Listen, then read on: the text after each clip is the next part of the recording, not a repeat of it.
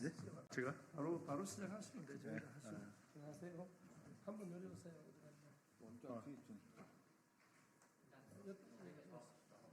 사회는 놓아볼까요? 한번 내려오세요. 같이 서서 보시면 됩니다.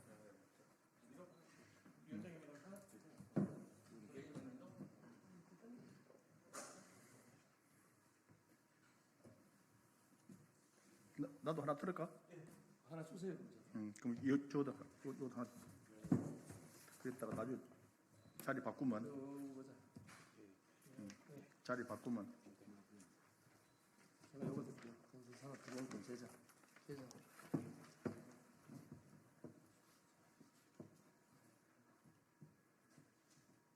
서서 하시면 됩니다. 그냥 마이크 안 하시고.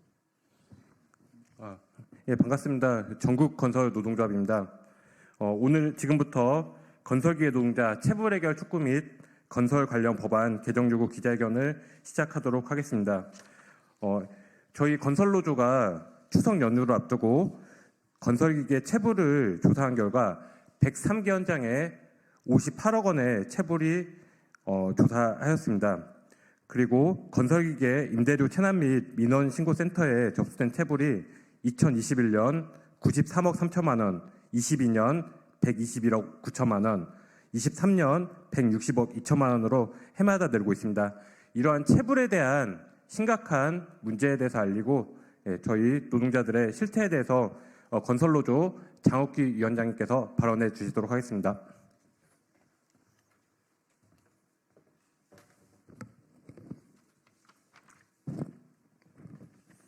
예, 건설노조 위원장 장옥기입니다. 오늘 국회 정론관에서 전국 동시다발로 건설기계분과위원회 체불 해결 촉구 건설 관련 법안 개정을 위한 전국 동시다발로 지금 기자회견을 진행을 합니다. 지금 윤석열 정부도 체불을 언론을 통해서 말하고 있습니다.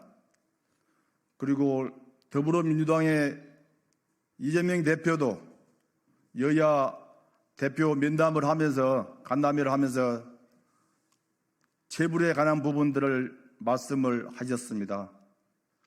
저희 건설노동조합은 매년 명절 때쯤 해서 체불 기자회견을 진행하고 있습니다. 실제로 건설 현장에 일을 하면서 저희들이 법과 제도를 만들어서 체불이 되지 않도록 많은 부분들을 만들어 왔지만 그래도 올해가 가장 체불이 많이 된 것 같습니다. 어제 정부가 그리고 더불어민주당 대표께서 말씀하셨다시피 추석 명절을 우리 건설 노동자들이 안전하게 쉴 수 있도록 정부나 국회가 체불에 대해서 적극적으로 해결을 촉구해 줄 것을 요구합니다. 그리고 저희 건설 노동조합은 윤석열 정권의 탄압으로 인해서 실제로 많은 노동자들이 생존권이 박탈되어 있습니다. 다시 한번 이 자리에서 정부와 국회에 말씀드립니다. 저희 건설 노동자들도 대한민국 국민입니다. 국가는 국민의 생존권과 생명을 보장하도록 헌법에 보장되어 있습니다. 그럼에도 불구하고 저희 건설 노동자들의 정당한 노동조합 활동하는 것을 활동을 하지 못하고 생존권을 박탈하고 있습니다. 다시 한번 정부와 국회에 요구합니다. 저희 건설 노동자들의 고용 대책을 정부가 국회가 세워주실 것을 요구합니다. 그리고 오늘 윤정호 의원님, 진보당 윤정호 의원님을 비롯해서 오늘 기자회견에 함께 해주셔서 고맙다는 말씀을 드리고 저희 건설 산업기본법과 건설기계관리법을 개정하려고 하고 있습니다. 이 부분들도 법이 제정되어야 저희 건설 노동자들이 안전하게 일하고 체불 걱정 없이 현장에서 일할 수 있을 것입니다. 그래서 하루빨리 이 법이 제정돼서 저희 건설 노동자들이 불안한 부분에 일하지 않고 체불에 걱정하지 않고 안전하게 일할 수 있는 현장을 만들어 주실 것을 다시 한번 촉구드립니다. 감사합니다.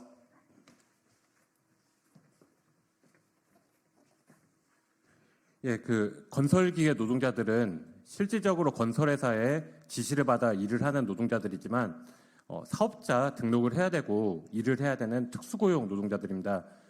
건설노조에는 2만 명이 넘는 건설기계 노동자들이 조합원으로 가입되어 있고 이 체불이 우리 건설기계 노동자들의 가장 큰 아픔이 되고 있습니다. 건설노조 건설기계 분과위원장이자 분과위원장이신 송찬읍 부위원장 모시고 이 체불 실태와 현황에 대해서 말씀 듣도록 하겠습니다. 예, 방금 소개받은 건설기계 분과위원장 송찬업입니다. 세상에서 제일 나쁜 놈들이 일 시키고 돈 안 주는 놈이라는데 21세기에 10대 선진국이라는 자칭하면서 아직도 일 시키고 돈 안 주는 놈들이 만연하다니 윤석열 대통령 되고 나서 국민의힘 연찬의 나라가 거들나게 생겼다는 이야기를 들었었습니다. 자기가 대통령이 되었기에 천만다행이다. 지금 생각해도 아찔하다는 이야기하던 것이 생각이 나네요. 대통령 말 한마디로 우리 건설 노동자들은 건폭으로 몰아붙이는 바람에 우리 수많은 건설 노동자들 쇠빠지게 일하고 임금 못 받아 윤석열이 말하던 거들나게 생겼습니다. 우리 주위 수많은 경찰, 공무원들 많습니다. 나라 경제가 어려우니 한 달만 임금 늦게 주면 어떻게 되겠습니까? 다들 보따리 싸고 총 들고 나오실 것 같습니다. 추석 연휴를 앞두고 건설노조 우리 기계 조합원 2만여 명이 대상으로 조사한 건설기계 체불 액수만 지난 설에도 60억이 넘더만은 또 추석을 앞두고 수십억 원이 됩니다. 노조에서 기자회견 한다고 하니 미리 지급하고 조금만 기다려 달라고 해서 보고 안 된 내역들도 무지 많습니다. 아마 수백억 원 좋게 될 것입니다. 건설기계가 종사하는 55만 대가 있답니다. 아마 조합원이 아닌 건설기계 노동자들 체불이 아무래도 1,000억 원 될 것 같습니다. 추석 전에 지급하겠다 말로만 하는 것도 수십 건 이상 있습니다. 하도 당하고만 살아온 건설기계 노동자들, 건설기계 임대료에는 분명히 우리 건설기계 노동자들의 임금도 포함되어 있지만 허울 좋은 사업자에 있다고 임금이 아니고 임대료라고 하면서 지들 멋대로 교모의 법을 피해가고 있습니다. 하지만 정말 입으로만 떠들지 말고 우리 건설 노동자들의 목소리도 좀 듣고 일하고 돈 못 받는 이런 개같은 구조 없애고 대금 지급 시스템 민간공사까지 확대해서 임대료 다른 데 못 쓰게 해달라는 것입니다. 건설 노동자들의 심각한 체불은 하루 이틀의 문제가 아니어서 지속적으로 체불 건절을 위한 제도 개선을 요구하였습니다. 김문수 장관이 되고 나서 첫 지시로 체불임금 청산 총력 대응하라고 입으로만 이야기하대요. 장관으로서 자격이 전혀 없는 사람이라고 많은 이들이 이야기하는데 지시, 립서비스로 대론 어차피 안 된다는 거 너무나 잘 알고 있습니다. 법을 개정해서 고질적인 특수고용 노동자 체불해게 달라고 오늘 전국에서 동시다발로 요구하는 것입니다. 지난 19년도에 건설산업기본법이 개정되어 3천만 원 이상 공공건설공사는 임금 직접 지급 시스템이 적용되고 있습니다. 임금과 건설기계 임대료를 건설사가 함부로 인출하지 못하게 하는 선제적 체불 건절 방안입니다. 이 제도 영향으로 공공공사에서는 체불이 이전보다 많이 줄었습니다. 건설공사는 민간공사가 70%이고 민간공사의 체불은 더더욱 심각한 상황인데 민간공사 체불 건절을 위한 제도는 개선되지 못하고 있습니다. 일한 대가를 받는 것은 당연한 일임에도 불구하고 일한 대가를 받지 못하는 노동자가 너무나 많습니다. 일을 하면 당연히 계약서가 있어야 합니다.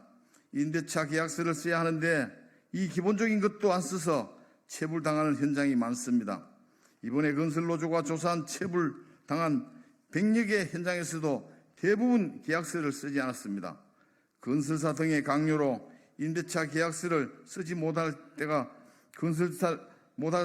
건설사를 처벌을 받아야 됩니다. 그러나 노동조합이 있기에 하소연도 하고 여기까지 와서 까불릴 수 있지만 수많은 건설기계 노동자들 뿐 아니라 더 많은 노동자들이 터지기 일보 직전에 지금 시한폭탄입니다. 정말로 윤석열이 얘기하던 거들나지 않게 민심으로 개헌된 22대 이번 국회에서는 반드시 법제화시켜서 다시는 체불로 고통받는 노동자가 없도록 해달라는 것입니다. 감사합니다.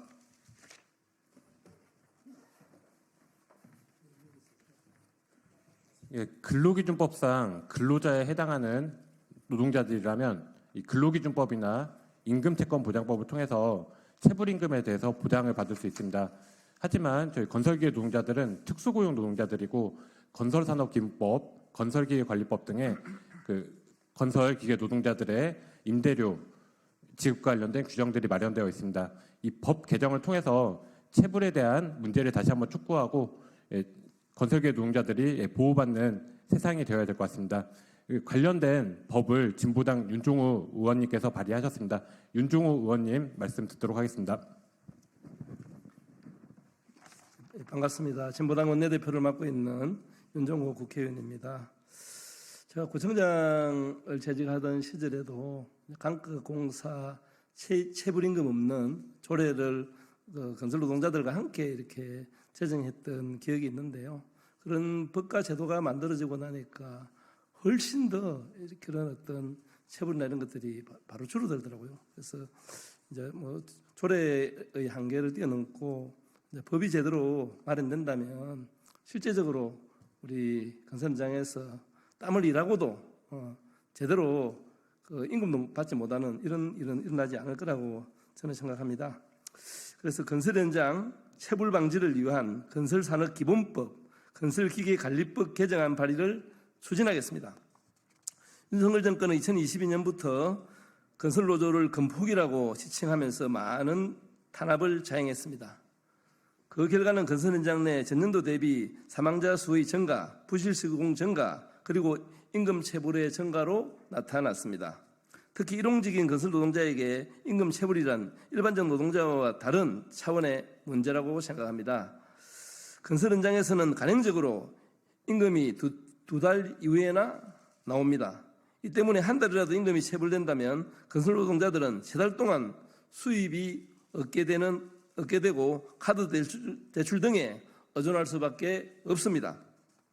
더욱이 현재 건설 현장에는 성과가 나오지 않았다, 또 폭염으로 근무를 잠시 중단하였다, 장값, 식대를 제하겠다는 등 갖가지 이유를 들어 임금 지급을 거부하고 있습니다.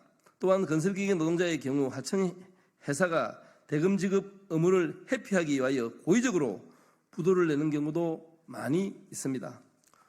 고용노동부가 제출한 자료에 의하면 건설 노동자의 경우 2022년 2,924억 8,900만이던 체불액이 2023년에는 4,362억 5,300만으로 늘어났으며 2024년 상반기 체불 금액은 2,476억 7,600만 원에 이르고 있습니다. 또한 건설기계 체불 규모에 대하여서는 노동청에 임금 체불로 신고되는 것이 아니므로 정확한 집계조차 할 수 없는 실정입니다. 다만 대한건설기계협회 건설기계 임대료 및 민원신고센터에 신고된 것에 한정하더라도 2021년 약 93억이던 체불 규모가 22년 120억, 23년에는 160억 원으로 꾸준히 늘어나고 있는 실정입니다. 건설기계 임대료 체불이 위센터의 신고로 이어지는 비중이 높지 않다는 점을 고려할 때 실제 건설기계 임대료 체불은 더 심각할 것으로 보입니다. 이에 건설 현장의 체불을 막기 위한 근본적 대책이 필요합니다. 공공발주 현장에서만 적용되는 전자조달 시스템을 민간발주 현장에도 적용하여 임금 항목으로 지급된 금원의 임의 사용 및 유용을 막겠습니다. 시스템상에서 건설 노동자에게 임금 항목이 직접 지급되게 함으로써 임금 체불을 미연에 방지하겠습니다. 또한 건설 현장에서의 건설 기계 임대차 계약서 작성을 의무화하고 전대를 금지함으로써 건설 기계 종사자의 체불을 원천 차단하겠습니다. 이와 같은 내용을 담은 건설산업기본법, 건설기계관리법의 개정안 발의를 추진하겠습니다. 개정안 발의 이외에도 노동자의 목소리에 귀 기울이고 건설 노동자들의 처우 개선을 위해 더욱 노력하겠습니다. 예, 감사합니다.